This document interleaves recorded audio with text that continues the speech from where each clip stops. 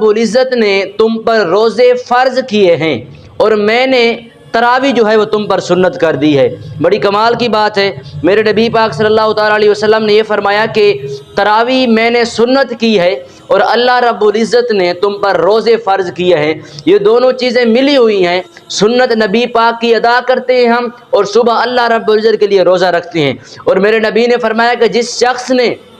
رات کا قیام کیا، رات کو تراویح کی نماز پڑھی، رات کو قیام میں رہا، اس نے میری سنت ادا کی، تو فرمایا کہ اس کے گناہ اللہ رب العزت ایسے مٹا دیتا ہے، اس کے گناہ ایسے ختم ہوتے ہیں کہ جب اس کو اس کی ماں نے جنا تھا تو جیسے وہ پاکیزہ تھا، وہ پاک تھا، اللہ رب العزت نماز تراویح ادا کرنے کی برکت سے اس بندے کے جو گناہ ہے وہ معاف فرما دیتا ہے، بالکل پاکیزہ فرما دیتا ہے۔ تو یہ حدیث پاک سے نماز تراویح کی فضیلت ہمیں ملی ہے۔ ایک اور حدیث پاک میں رسول اکرم نور مجسم